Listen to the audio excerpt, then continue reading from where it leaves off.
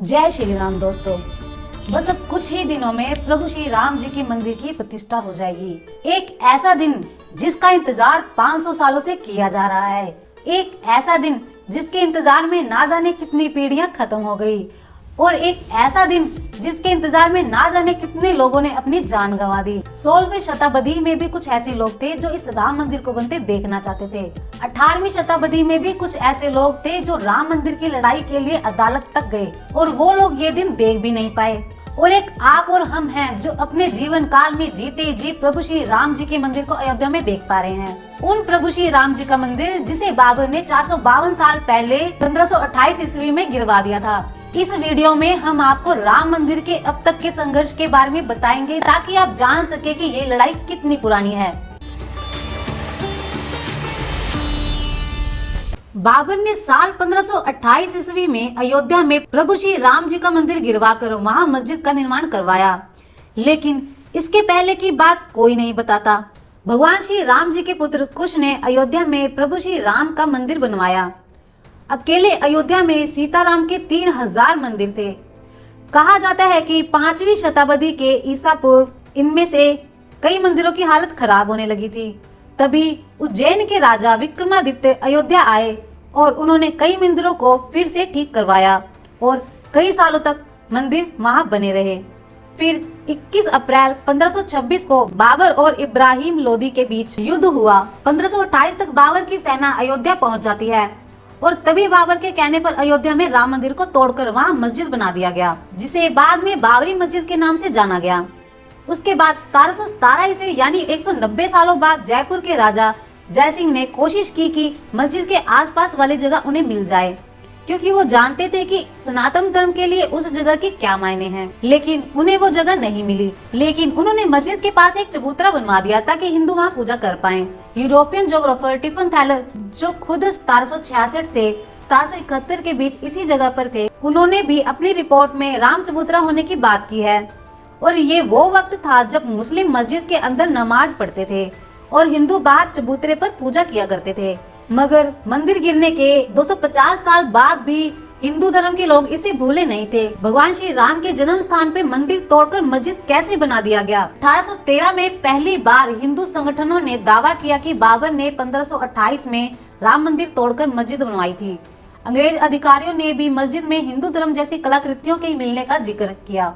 इसके बाद 1838 में ब्रिटिश सर्वर मोंटेगो मैरी मैटिन ने एक रिपोर्ट दी कि मस्जिद में जो पिलर्स हैं वो मंदिर से ही लिए गए हैं। रिपोर्ट सामने आने के बाद बहुत हंगामा हुआ। हिंदुओं के दावे के बाद से उस विवाद स्थान पर नमाज के साथ साथ पूजा भी होने लगी। 1853 में अवध के नवाब वाजिद अली शाह के समय पहली बार अयोध्या में सांप्रदायिक एक हिंसा हुई। इसके बाद भी 1855 तक हिंदू और मुसलमान एक ही जगह पे पूजा और नमाज करते रहे। 1855 के बाद मुस्लिमों को मस्जिद में प्रवेश की इजाजत मिली, लेकिन हिंदू अंदर नहीं जा सकते थे। ऐसे में हिंदुओं ने मस्जिद के मुख्य द्वार से 150 फीट दूर बनाए राम चबूतरे पर पूजा करनी शुरू कर दी। इसके बाद 1885 में यह मामला अदालत पहुंचा। उस समय निर्मोही अखाड़े के मान रघुवर दास ने राम चबूतरे पर छतरी लगाने की अर्जी दी, जिसे अदालत ने ठुकरा दिया।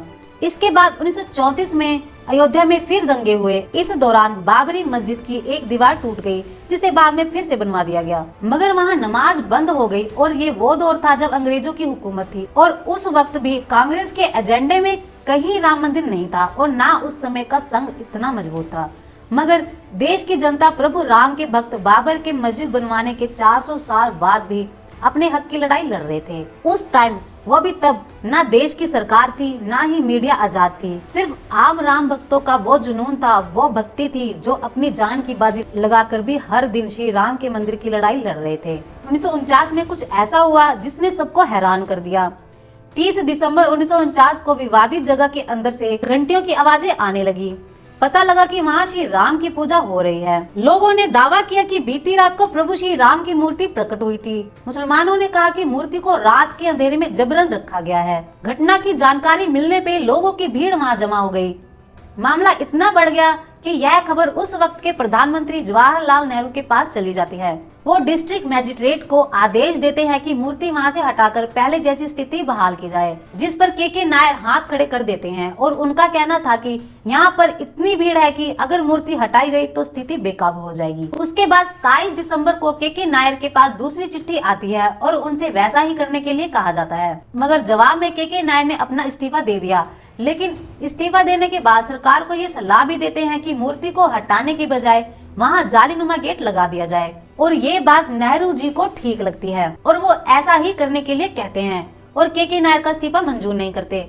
इसके बाद 1950 में हिंदू महासभा के वकील गोपाल सिंह विशारद ने फैजाबाद जिले अदालत में अर्जी दाखिल कर रामलला की मूर्ति की पूजा के अधिकार की मांग की। फिर 1980 में बीजेपी के सामने आने के बाद राम मंदिर के आंदोलन को लेकर चीजें बदलने लगती हैं। ये वो वक्त था जब संघ, विश्व हिंदू परिषद, बीजेपी सभी अपने अपने तरीके से राम मंदिर आंदोलन को तेज करने लगे। 1984 में दिल्ली के विज्ञान भवन में एक कार्यक्रम करके ये लोग राम मंदिर के लिए सीतामढ़ी से अयोध्या तक रथ यात्रा निकालने का भी कार्यक्रम बनाते हैं, मगर 1984 में इंदिरा गांधी जी की हत्या के बाद यह कार्यक्रम टाल दिया गया। फिर साल 1986 में कुछ ऐसा हुआ जिससे राम मंदिर आंदोलन की पूरी दिशा ही बदल गई।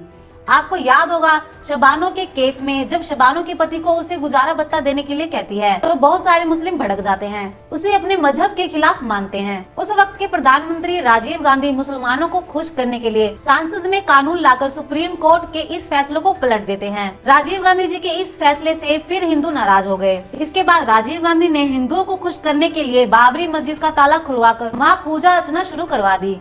इसके बाद लाल कृष्ण आडवाणी जी ने 10,000 किलोमीटर की सोमनाथ से अयोध्या की रथ यात्रा निकालते हैं। रथ यात्रा के दौरान बिहार के समस्तीपुरी में उन्हें गिरफ्तार कर लिया गया। फिर जिस दिन रथ यात्रा का समापन होना था उस दिन भारी संख्या में कार सेवक पहुंचे और विवादित ढांचे पर झंडा फहरा दिया। भीड़ को काबू करने की कोशिश में उस वक्त की मुलायम सरकार कार सेवकों पर गोलियां चलवा देते हैं, जिसमें कई कार सेवक शहीद हो जाते हैं। इसके बाद आता है वो दिन जिसको सारे लोग शौर्य दिवस और काला दिवस के तौर पर मनाते हैं। तारीख थी 6 दिसंबर 1992। 2 लाख कार सेवक अयोध्या पहुंचते हैं और दोपहर से शाम होने तक उन्होंने बाबर मस्जिद के तीनों गुंबद गिरा दिए। इसके बाद कल्याण सिंह ने अपने पद से इस्तीफा दे दिया। उसके बाद हुए दंगों में 1000 लोगों ने अपनी जान गंवा दी। फिर 7 साल बाद बीजेपी की सरकार आने के बाद राम मंदिर के आंदोलन को लेकर हिंदू संगठन सक्रिय हो गए। पहले देश भर में चल रहे मामलों को एक जगह लाया गया, फिर एएसआई को इस मामले की जांच करने को कहा गया ताकि पता लगाया जा सके कि वहां पहले क्या था। एएसआई ने अपनी रिपोर्ट में साफ कह दिया कि विवादित ढांचे के नीचे मिले अवशेषों से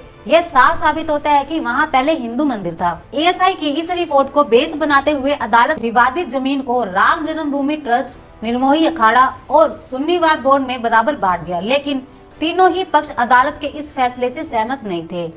जिसके बाद 2011 में यह मामला सुप्रीम कोर्ट पहुंचा, मगर वहां भी 7 सालों तक कोई सुनवाई नहीं हुई। फिर अगस्त 2019 में मामलों से जुड़ी सभी पक्षों की सुनवाई पूरी हो जाती है। फिर उसी साल 9 नवंबर 2019 को सुप्रीम कोर्ट ये फैसला सुनाती है कि विवादित जमीन राम भूमि ट्रस्ट को दे दी जाए।